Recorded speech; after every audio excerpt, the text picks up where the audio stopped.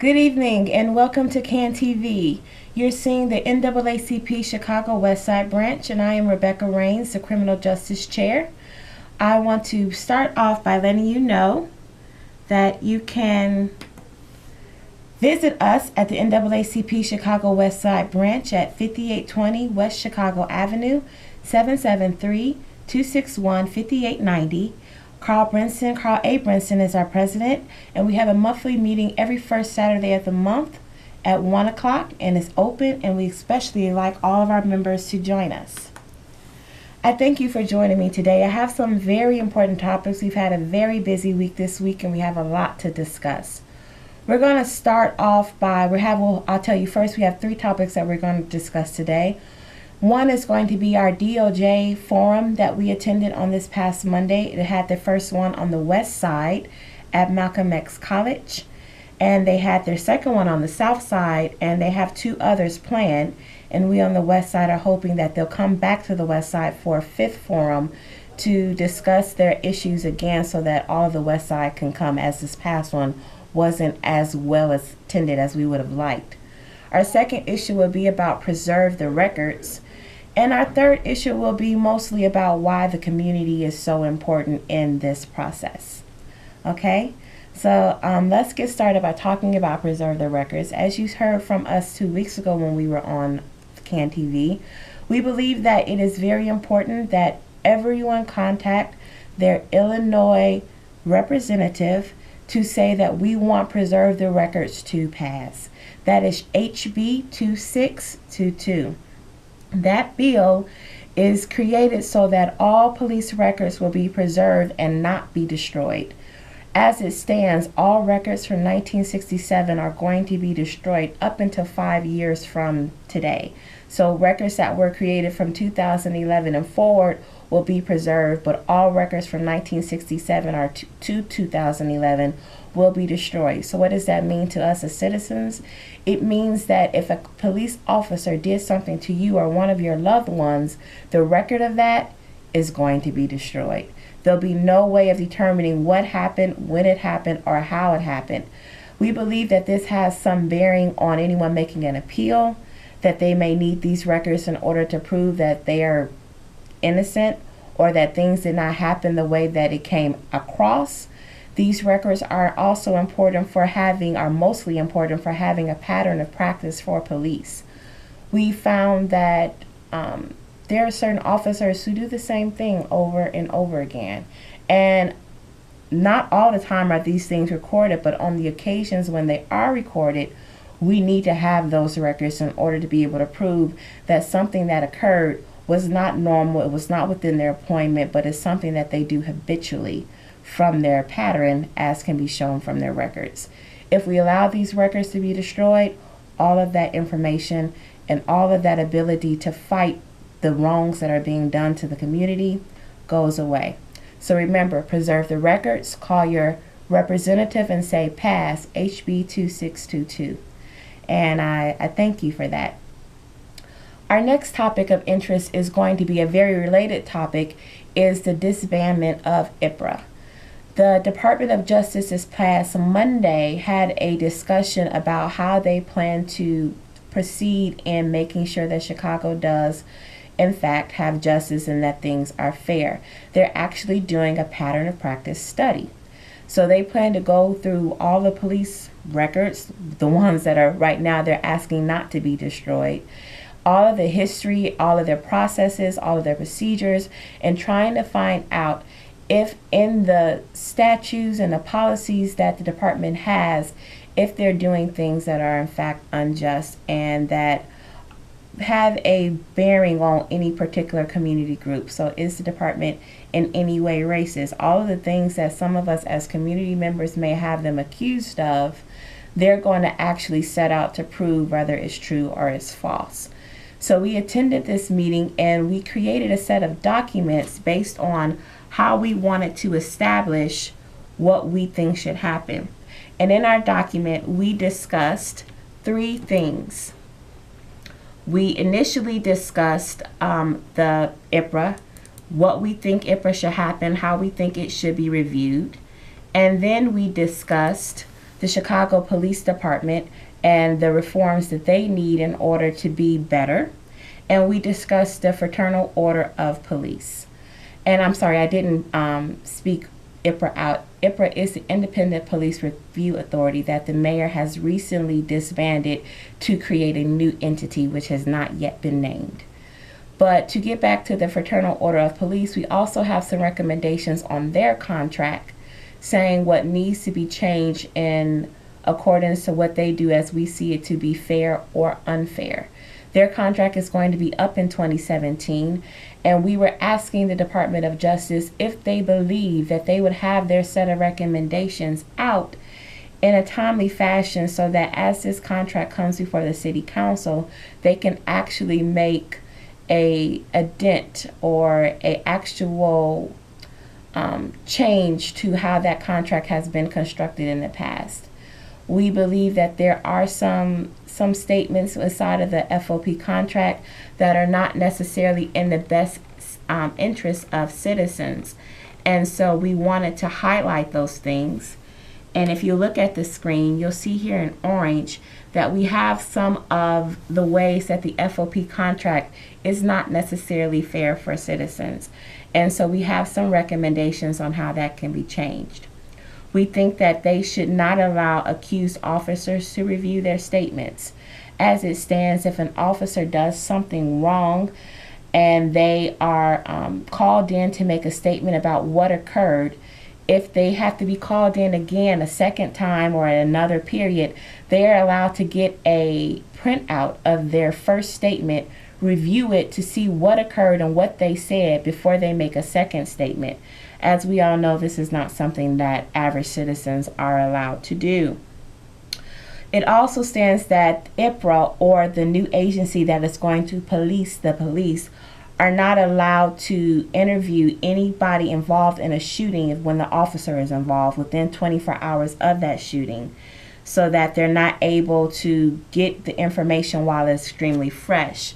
It's said that they don't do this because the officer needs to deal with the trauma of their actions. And then, of course, even as FOP, they are part of the stronghold that is behind having these records destroyed every 5 years. They are a power behind why the bill is not passing in the state. Our Illinois legislators are afraid that the police unions are going to in some way retaliate. I don't believe in it any way of a physical way, but just basically not be on their side if they pass this bill, which is why the bill is beginning to die right now in the House. One of the other issues that we wanted to talk about is reformation to the Chicago Police Department. You can see here in purple that we have some facts about how the population of the police department is made up. Our number one recommendation for the police department is that the representation of the population of the department be representative of the city of Chicago on all command levels. We also believe that officers need to be debriefed when they have traumatic situations. They need to go in and possibly have some counseling, make sure that they're of a stable person. Sometimes when an officer, just like anyone else, goes through a traumatic situation, they might not be always able to bounce back, and it might not be their best place to be back on immediate street duty. So we're requesting that they have some counseling to make sure that they're ready to go. They're ready to be back. We know that the situations on the streets can be quite stressful, especially if you're dealing with it on a daily basis. And we want to make sure that the officers are ready when something traumatic happens. To that effect, we also want to ask off that officers who are having regular street duty get regular evaluations to assure that they're still fit for their street duty.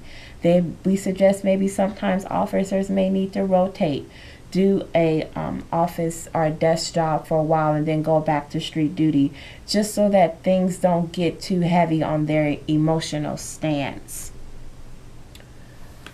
We, as we've stated in the past, we at the NAACP, we have full confidence in our police officers. We trust them, and we believe that what they do is absolutely needed in our communities.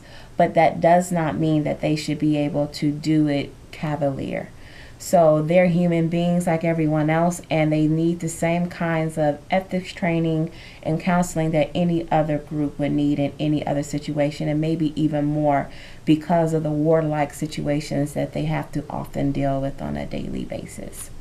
Our last stance that we discussed at the Department of Justice when we went to their forum on Monday was our discussion, and our biggest topic, the one that we've been working on the longest, has been a reformation of what was previously the Independent Police Review Authority, known as IPRA.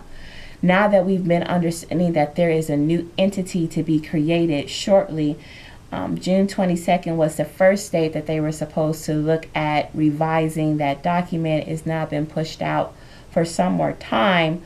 We want to be able to be at the table to say, hey, what we've learned from our community forums, from all of our contact with what people have told us, we've heard stories, what we believe that the community needs in order to trust not only the Chicago Police Department, but the policing agency of the police department. And here are a set of some of our recommendations. In the past, we found that the Independent Police Review Authority was in fact not at all independent. And when we get our new authority, they need to have full independence from the Chicago Police Department so that as it stands, they won't be dependent on the Chicago Police Department to make their decisions, which is how it is currently written in the Chicago Ordinance. We believe the new authority lead should be chosen by a panel of grassroots organization and community leaders. We want different groups like ourselves, religious groups, other entities to come in and make a decision across the nation about who they believe would be the best candidate to run this agency.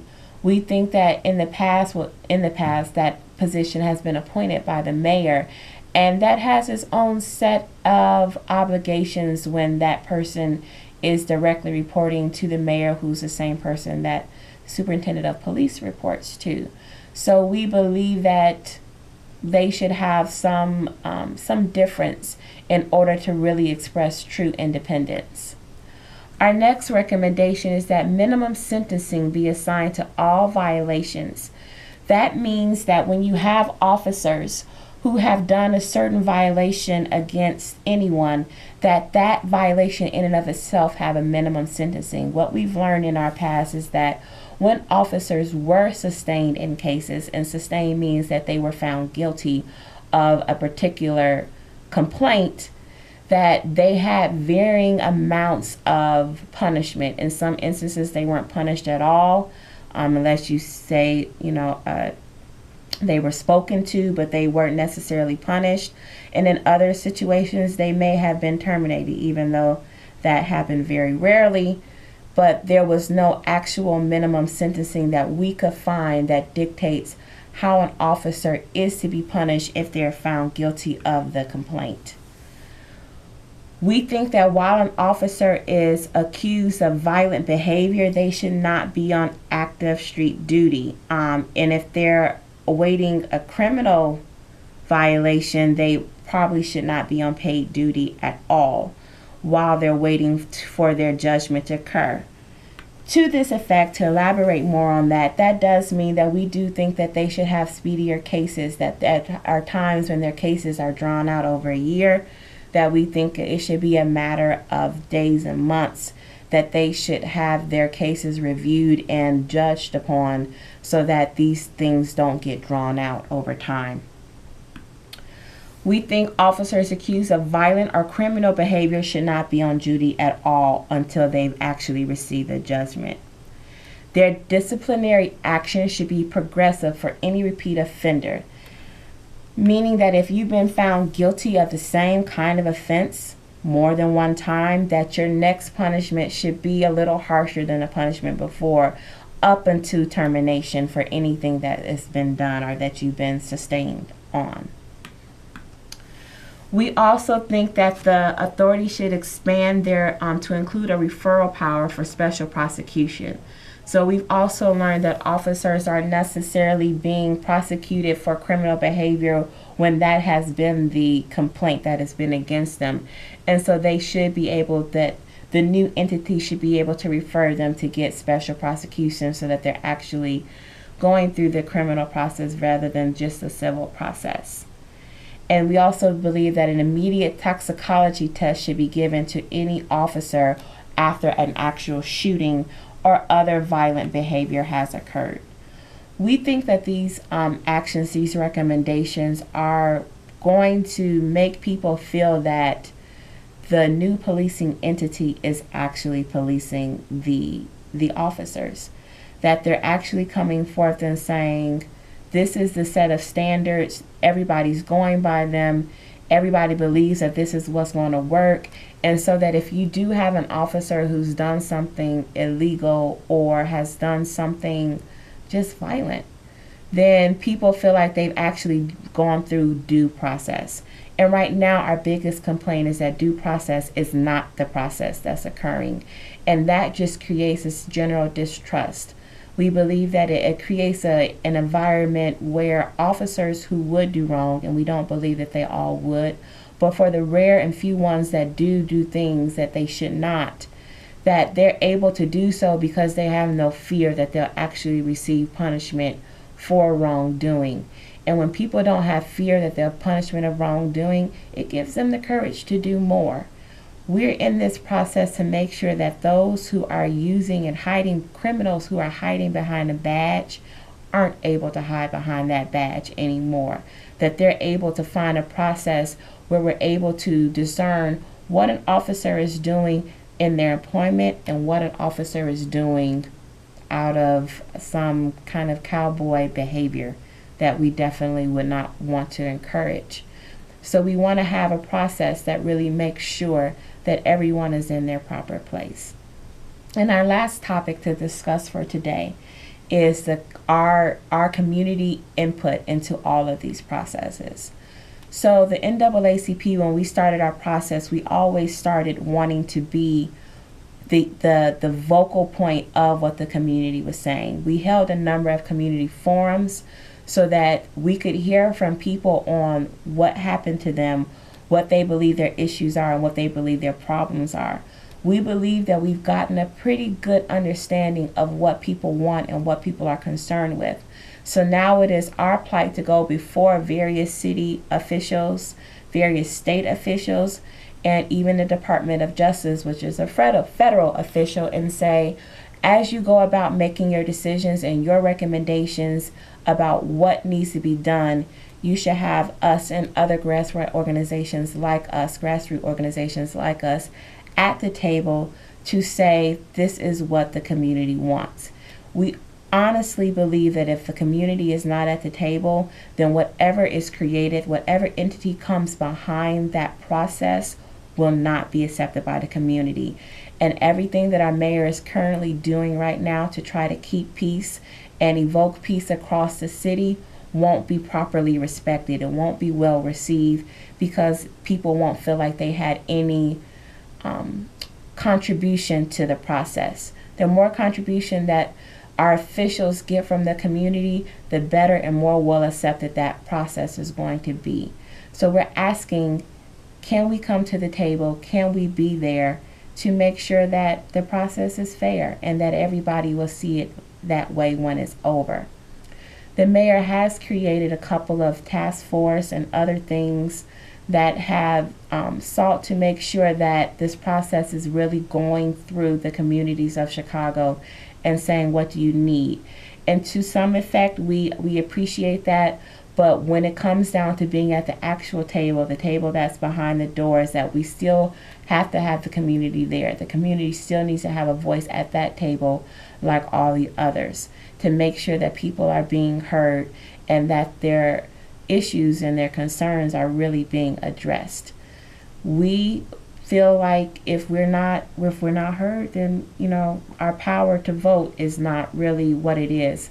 We understand that elected officials are the representatives of us, but sometimes we believe that they get a little out of touch with what that is, and we want to be here to just help them stay on that track of the community, to really make sure that everyone is being as representative of their groups as possible.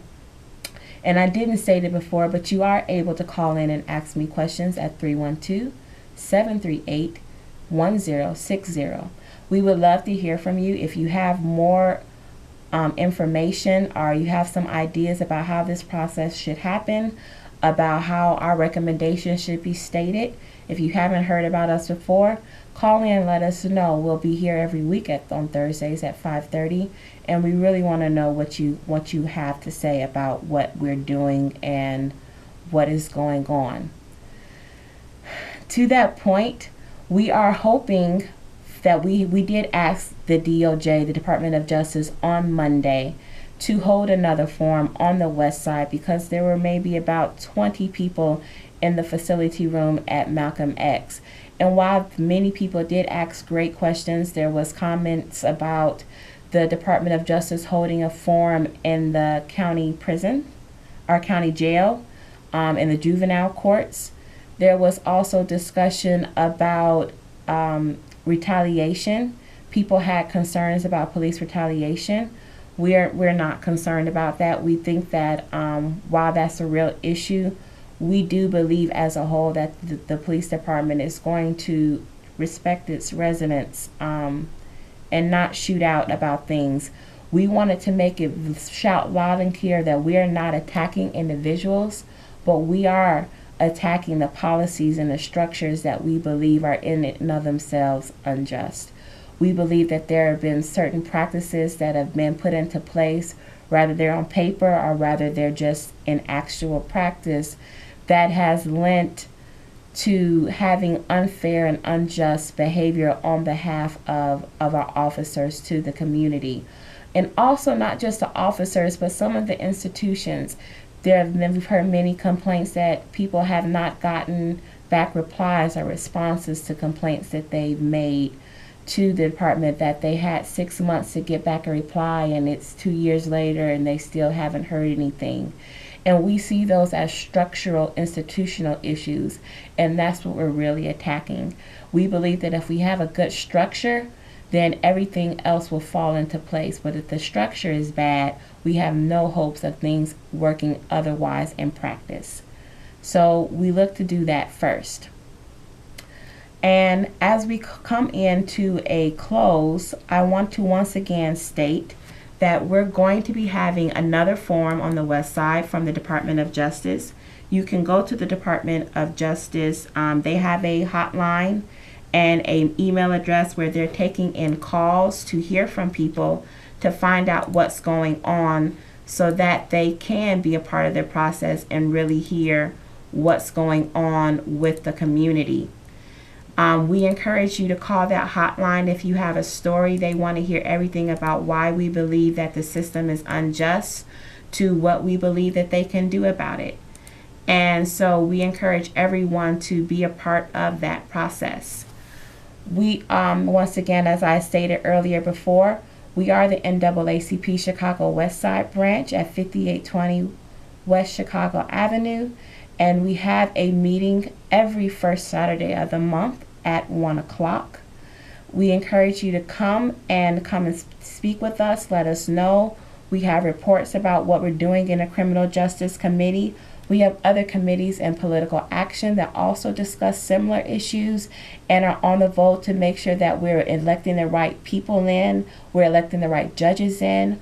We intend to have a forum coming up very soon called The Cracks in the Criminal Justice System, in which we discuss how prosecutors and judges are possibly leaving loopholes for all accused officers to slip through. That's our next realm and our next discussion as we look to go on further in discovering how we can find equality and justice for Chicago. We encourage you to come and meet us at all of our places. We have had people sending us letters and giving us phone calls and sending us emails, and we like to say, please do so. Please continue. Let us know what's going on. I thank you for watching today, and goodbye.